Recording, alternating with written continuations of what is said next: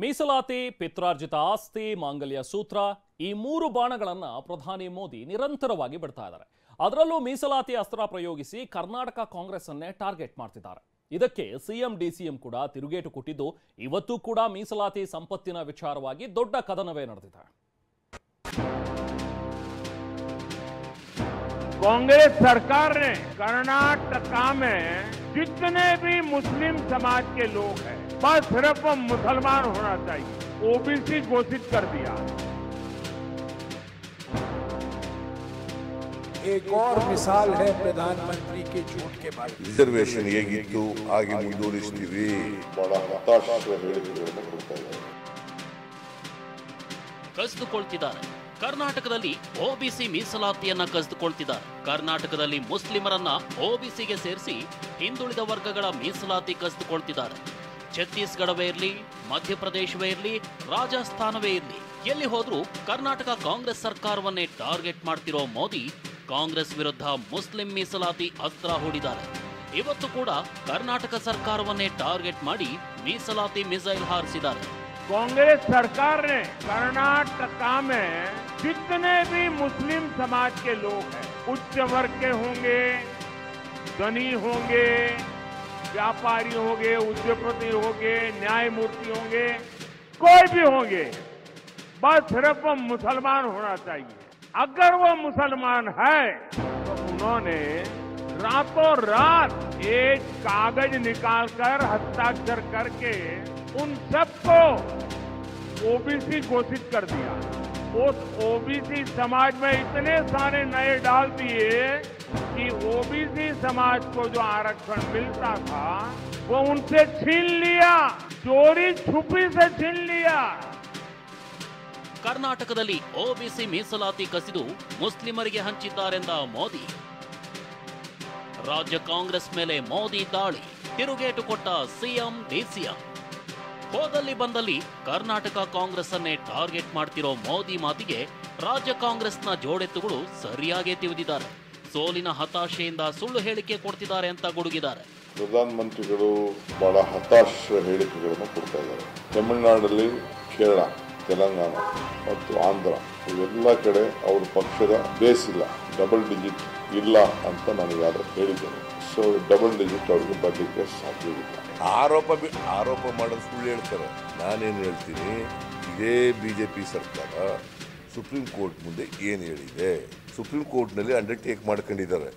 ನಾವು ರಿಸರ್ವೇಶನ್ ಹೇಗಿತ್ತು ಹಾಗೆ ಮುಂದುವರಿಸ್ತೀವಿ. ಇವತ್ತು ಕೂಡ 4% ರಿಸರ್ವೇಶನ್ ಮುಂದುವರಿತಾ ಇದೆ. ಇದು ಪ್ರಧಾನಿಯ ಸುಳ್ಳುಗಳ ಮತ್ತೊಂದು ಮಿಸೈಲ್ ಎಂದ ಜೈರಾಮ್ ರಮೇಶ್. ಇನ್ನು ಪ್ರಧಾನಿ ಮೋದಿ ಹಾರಿಸಿದ ಮೀಸಲಾತಿ ಮಿಸೈಲ್ಗೆ ಡಿಚ್ಚಿ ಕೊಟ್ಟಿರೋ ಕಾಂಗ್ರೆಸ್ ಹಿರಿಯ ಮುಖಂಡ ಜೈರಾಮ್ ರಮೇಶ್ ಇದು ಪ್ರಧಾನಿಯ ಸುಳ್ಳುಗಳ ಮತ್ತೊಂದು ಮಿಸೈಲ್ ಅಂತ ಗುಡುಗಿದ್ದಾರೆ.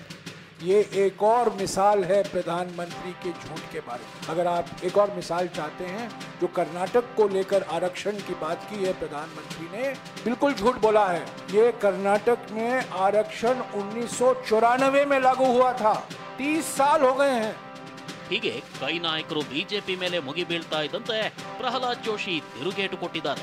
ಒಬಿಸಿ ಕ್ಯಾಟಗರಿಯಲ್ಲಿ ಮುಸ್ಲಿಮರನ್ನ ಸೇರಿಸಲಾಗಿದೆ ಅಂತ ಹಿಂದುಳಿದ ವರ್ಗಗಳ ಆಯೋಗವೇ ತಿಳಿಸಿರೋದಾಗಿ ಜೋಶಿ ಹೇಳಿದ್ದಾರೆ. ಕರ್ನಾಟಕದಲ್ಲಿ ಸೇರಿಸಿದ ನ್ಯಾಷನಲ್ ಬ್ಯಾಕ್ವರ್ಡ್ ಕಮಿಷನ್ದವರು ಇವತ್ತು ಸ್ಪಷ್ಟವಾಗಿ ಬರೆದಿದ್ದಾರೆ, ಸೇರಿಸಿದ್ದರು ಇದು ತಪ್ಪು ಅಂತ ಹೇಳಿ. ಕರ್ನಾಟಕದಲ್ಲಿ 4% ರಿಸರ್ವೇಷನ್ನು, ಧರ್ಮಾಧಾರಿತ ರಿಸರ್ವೇಷನ್ ಹೇಗೆ ಕೊಟ್ಟರು ಮುಸಲ್ಮಾನರಿಗೆ? ಇನ್ನು ಕೈ ಕಮಲ ನಾಯಕರ ಮಧ್ಯೆ ನಡೀತಿರೋ ಮೀಸಲಾತಿ ಜಟಾಪಟಿ ಬಗ್ಗೆ ಮಾಜಿ advocate general professor Ravivarma Kumar ಪ್ರತಿಕ್ರಿಯಿಸಿದ್ದಾರೆ.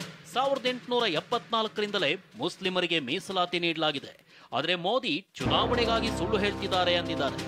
ಮುಸಲ್ಮಾನರು 1874ರಿಂದ ಇವತ್ತಿನವರೆಗೂ ಮೀಸಲಾತಿಯ ಎಲ್ಲ ಪಟ್ಟಿಯಲ್ಲೂ ಇದ್ದಾರೆ.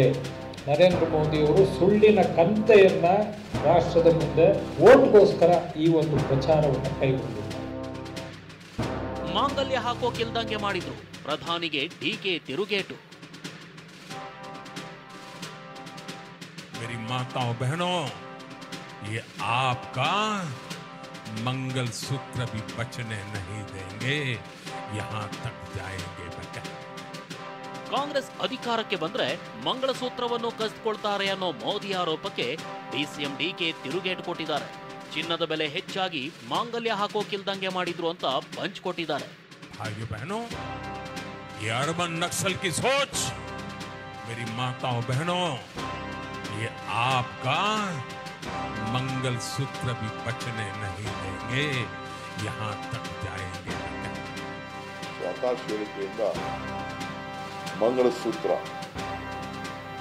ಮೋದಿಯವರು ಪ್ರಧಾನಮಂತ್ರಿ ಆಗಿದ್ದಾಗ 280 ರೂಪಾಯಿ ಇತ್ತು. ಮಂಗಳಸೂತ್ರ ಕಾಂಗ್ರೆಸ್ ಅವರು ಕಿತ್ಕೊಳ್ತಾರೆ ಅಂತಲ್ಲ, ಮಂಗಳಸೂತ್ರನ ಹಾಕುಕ್ಕಿಲ್ದಂಗೆ ಮಾಡಿಬಿಟ್ಟಿದ್ದಾರೆ. ಪ್ರಣಾಳಿಕೆ ಬಗ್ಗೆ ಖುದ್ದು ಭೇಟಿಯಾಗಿ ಚರ್ಚಿಸೋಣ ಎಂದ ಖರ್ಗೆ ಕಾಂಗ್ರೆಸ್ ಪ್ರಣಾಳಿಕೆ ಬಗ್ಗೆ ಮೋದಿ ಸಾಲು ಸಾಲು ಆರೋಪಗಳನ್ನ ಮಾಡ್ತಿದ್ದಾರೆ. ಹೀಗಾಗಿ ಮೋದಿಗೆ ಪತ್ರ ಬರೆದಿರೋ ಮಲ್ಲಿಕಾರ್ಜುನ ಖರ್ಗೆ ಕಾಂಗ್ರೆಸ್ ಪ್ರಣಾಳಿಕೆ ಬಗ್ಗೆ ತಪ್ಪು ತಿಳ್ಕೊಂಡಿದ್ದೀರಿ, ಖುದ್ದು ಭೇಟಿಯಾಗಿ ಪ್ರಣಾಳಿಕೆ ಅಂಶಗಳನ್ನ ಚರ್ಚಿಸಲು ಸಿದ್ಧ ಅಂತ ಪತ್ರದಲ್ಲಿ ಉಲ್ಲೇಖಿಸಿದ್ದಾರೆ. ಕಳೆದ ಕೆಲ ದಿನಗಳಿಂದ ನಿಮ್ಮ ಭಾಷೆ ಅಥವಾ ನಿಮ್ಮ ಭಾಷಣಗಳಿಂದ ನನಗೆ ಆಘಾತವಾಗಲಿ ಅಥವಾ ಆಶ್ಚರ್ಯವಾಗಲಿ ಆಗಿಲ್ಲ. ಮೊದಲ ಹಂತದ ಚುನಾವಣೆಯಲ್ಲಿ ಬಿಜೆಪಿಯ ಸಾಧನೆಯನ್ನ ನೋಡಿದ ನಂತರ ನೀವು ಮತ್ತು ನಿಮ್ಮ ಪಕ್ಷದ ಇತರ ನಾಯಕರು ಈ ರೀತಿ ಮಾತನಾಡಲು ಆರಂಭಿಸ್ತೀರಿ ಎಂದು ನಿರೀಕ್ಷಿಸಿದ್ದೆವು. ನಾವು ಬಡವರು ಮತ್ತು ಶ್ರೀಮಂತರ ನಡುವಿನ ಅಸಮಾನತೆಯ ಬಗ್ಗೆ ಮಾತನಾಡುವಾಗ ನೀವು ಅದನ್ನ ಉದ್ದೇಶಪೂರ್ವಕವಾಗಿ ಹಿಂದೂ ಮತ್ತು ಮುಸ್ಲಿಮರೊಂದಿಗೆ ಸಮೀಕರಿಸುತ್ತಿದ್ದರು. ಕಾಂಗ್ರೆಸ್ ಯಾವಾಗಲೂ ಬಡವರ ಸಬಲೀಕರಣಕ್ಕಾಗಿ ಸೇವೆ ಸಲ್ಲಿಸಿದೆ ಮತ್ತು ನೀವು ಬಡವರ ಸಂಪಾದನೆ ಮತ್ತು ಸಂಪತ್ತನ್ನ ಕಿತ್ತುಕೊಳ್ಳಲು ಆಡಳಿತ ನಡೆಸಿದ್ದೀರಿ. ಕಾಂಗ್ರೆಸ್ ನ್ಯಾಯಪತ್ರವು ಎಲ್ಲ ಜಾತಿಗಳು ಮತ್ತು ಸಮುದಾಯಗಳ ಯುವಕರು, ಮಹಿಳೆಯರು, ರೈತರು, ಕಾರ್ಮಿಕರು ಮತ್ತು ಹಿಂದುಳಿದ ಜನರಿಗೆ ನ್ಯಾಯ ಒದಗಿಸುವ ಗುರಿಯನ್ನು ಹೊಂದಿದೆ. ನಮ್ಮ ಪ್ರಣಾಳಿಕೆಯಲ್ಲಿ ಬರೆದಿರದ ವಿಷಯಗಳ ಬಗ್ಗೆ ನಿಮ್ಮ ಸಲಹೆಗಾರರು ನಿಮಗೆ ತಪ್ಪು ಮಾಹಿತಿ ನೀಡುತ್ತಿದ್ದಾರೆ. ಪ್ರಧಾನಿಯಾಗಿ ನೀವು ಸುಳ್ಳು ಹೇಳಿಕೆಗಳನ್ನ ನೀಡದಂತೆ ನಮ್ಮ ನ್ಯಾಯಪತ್ರವನ್ನ ವಿವರಿಸಲು ನಿಮ್ಮನ್ನು ವೈಯಕ್ತಿಕವಾಗಿ ಭೇಟಿಯಾಗಲು ನನಗೆ ಹೆಚ್ಚು ಸಂತೋಷವಾಗುತ್ತದೆ. ಹೀಗೆ ಒಬಿಸಿ ಮೀಸಲಾತಿ, ಪಿತ್ರಾರ್ಜಿತ ತೆರಿಗೆ, ಮಂಗಳಸೂತ್ರ ವಿಚಾರವಾಗಿ ಪ್ರಧಾನಿ ಮೋದಿ ಮತ್ತು ರಾಜ್ಯ ಕಾಂಗ್ರೆಸ್ ನಾಯಕರ ನಡುವೆ ಜಟಾಪಟಿ ನಡೀತಿದೆ. ಹೀಗಾಗಿ ಚುನಾವಣಾ ಆಯೋಗವೂ ಕೂಡ ಪ್ರಧಾನಿ ಮೋದಿ ಮತ್ತು ರಾಹುಲ್ಗೆ ಸ್ಪಷ್ಟನೆ ನೀಡುವಂತೆ ಹೇಳಿದೆ. Bureau report, ಟಿವಿ9.